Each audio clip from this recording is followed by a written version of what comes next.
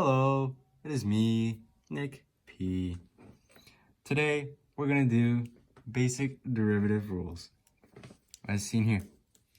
Our first basic derivative rule is the constant rule. It says f of x is equal to c, and the derivative of f of x is 0, given that c is a constant. Next, power rule. F of x is equal to x to the nth.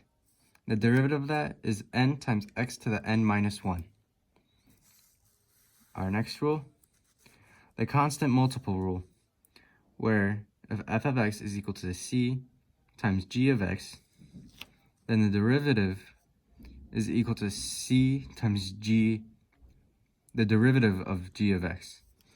And from this we can derive that c times x to the n is equal to the c times n times x to the n minus 1.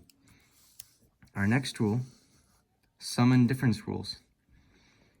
If f of x is equal to g of x plus h of x, then the derivative of that is g of x, g prime of x, or the derivative of g of x, plus the derivative of h of x.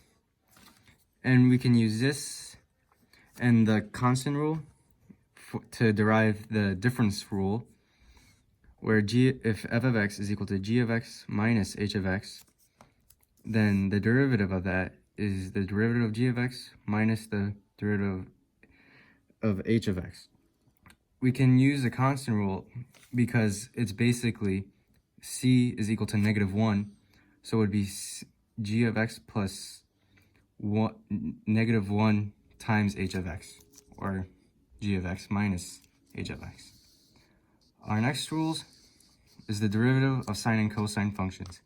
This isn't very important because it's going to be on our equation sheet, but it's still good to know and to remember if you're trying to memorize. So if f of x is equal to sine of x, the derivative of that is cosine of x. And if the f of x is equal to cosine of x, then the derivative of that goes to negative sine of x.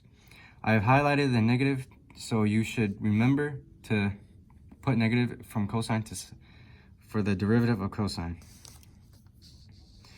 Our next few rules is derivatives of trigonometric functions. All of these is also on our equation sheet, but it's still good to know.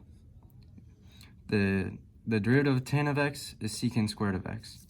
The derivative of secant of x is secant of x times tan of x. The derivative of cotangent of x is negative cosecant squared of x. Be sure to not forget the negative, because that could hit you hard. Or probably just get error carried forward.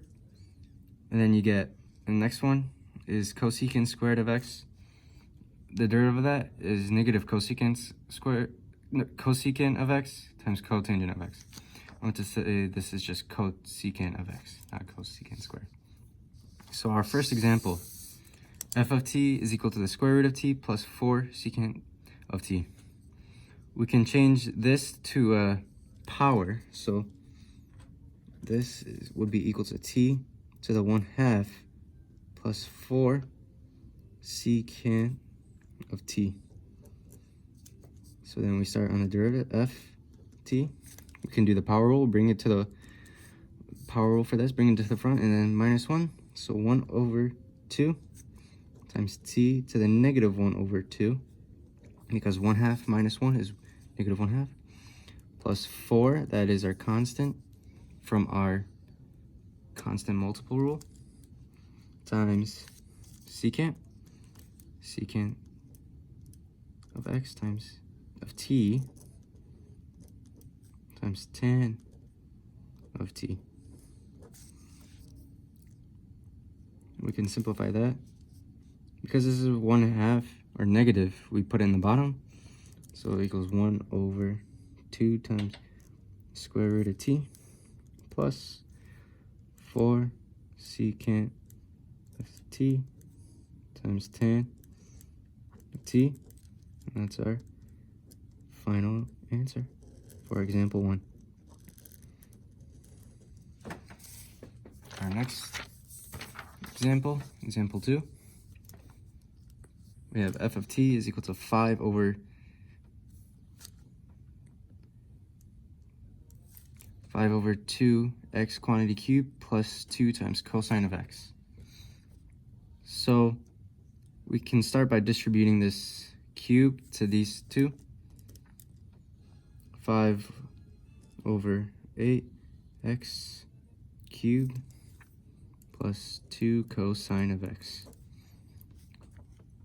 We want to take this out of the denominator and say that it's 5 over 8 times x to the negative 3 plus 2 cosine of x. So then our derivative is going to be equal to 5 over 8 from our constant multiple rule, negative 3 times x to the negative 4 plus 2 times negative sine of x. We can do negative 15 over 8 times x to negative 4 plus minus 2 sine of x. We can leave it like this, or we can bring the x back down to the denominator, and we could get this as our answer as well.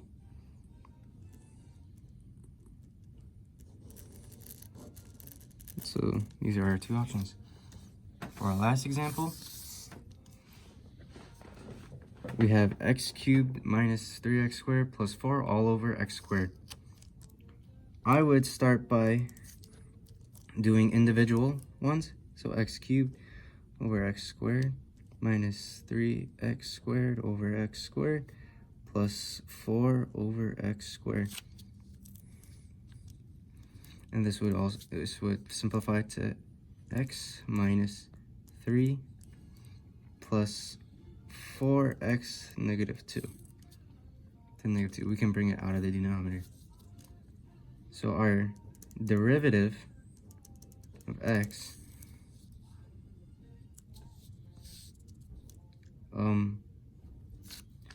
would be 1 because of the power rule.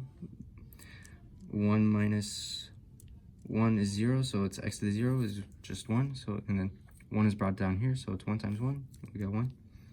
Constant minus 0 plus negative 4x to the negative third. And that will simplify down. This is negative 8. So this could be simplified to 1 minus 8x to negative third, or 1 minus 8 over x cubed. Both of these fit as our answer. That's it. That's all I got for you.